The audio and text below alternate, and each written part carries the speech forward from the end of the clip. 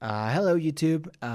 We're gonna now do a reaction on this video. It's called "Why France Invaded Mexico." This is a really famous time in Mexico. It's more of a tale because it wasn't really a long period, so most Mexicans know it as that one weird time where we were invaded by France.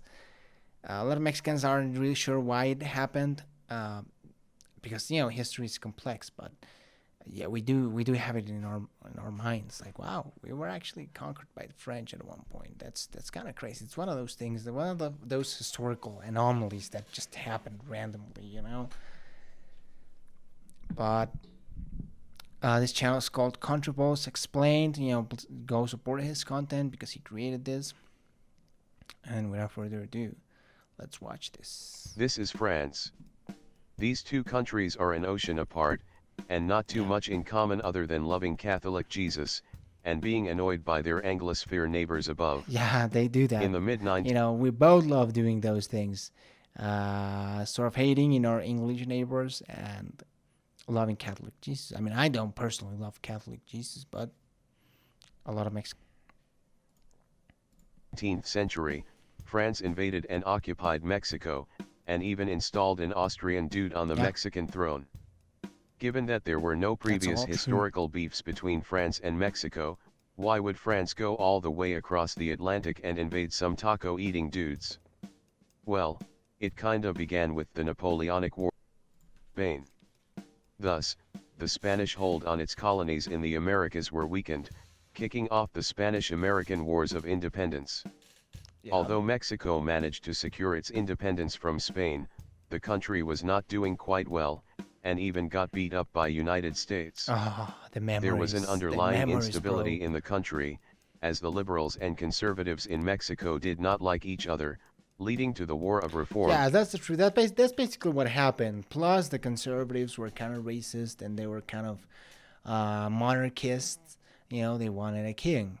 So they saw the French intervention as some sort of opportunity. And they wanted that to happen. While the liberals, they were, liberals.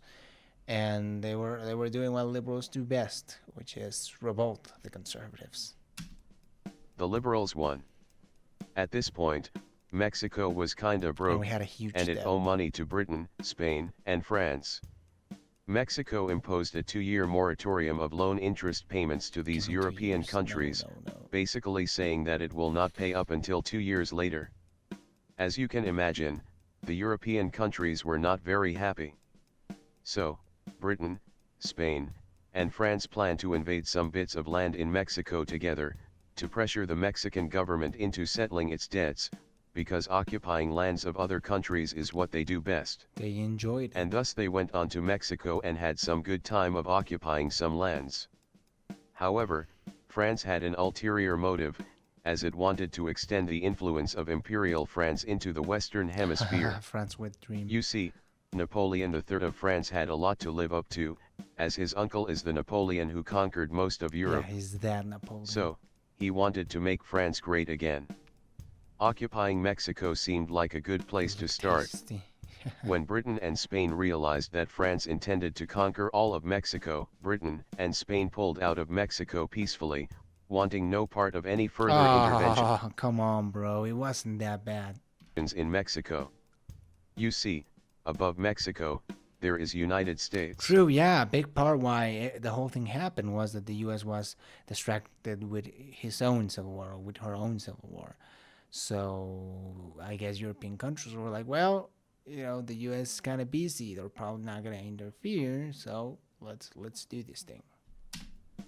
United States had this Monroe Doctrine, basically saying that the Western Hemisphere is United States' zone of influence, and no European countries should interfere.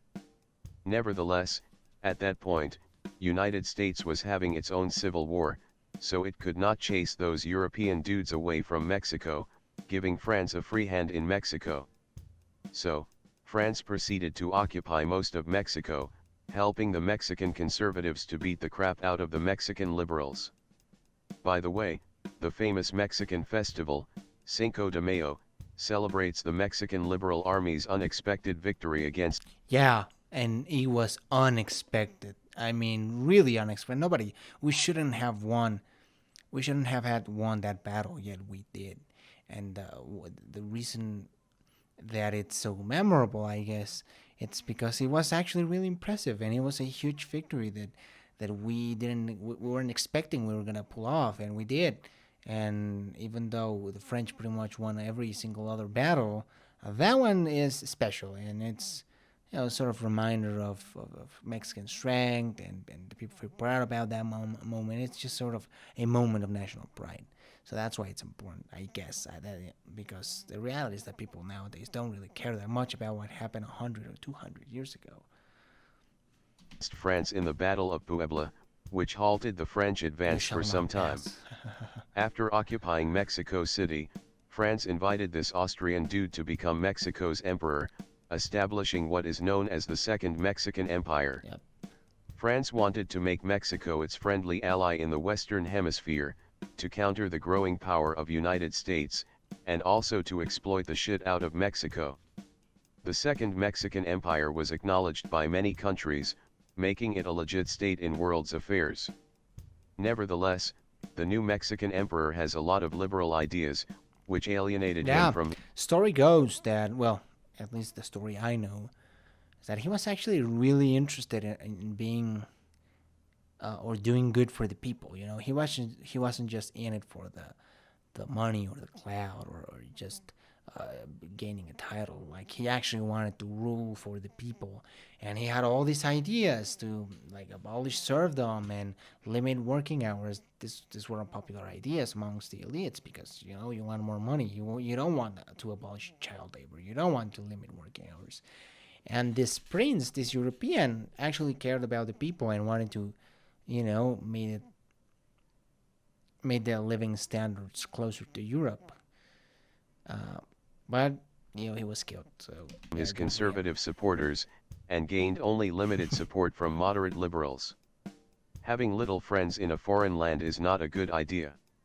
To make matters worse, United States had finally finished beating itself up, meaning that United States can now enforce its Monroe Doctrine of kicking Europeans' butts in the Western Hemisphere. Yep.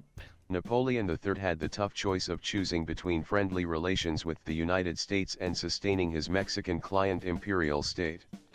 He chose the former, and thus announced the withdrawal of French troops from Mexico. Unsurprisingly, the Mexican liberal Republicans, backed by United States, crushed the isolated Mexican imperial troops with ease, taking control of Mexico once again. The Austrian dude was executed, sad. As for France, it would later be crushed by Prussia, and Napoleon III's dreams of making France great again came crashing down. The French invasion of Mexico was a military success, but a political failure, much like what happened during the Suez Crisis and the Algerian War of Independence. Yeah, those were embarrassing. So, is the French invasion of Mexico pointless? Not really.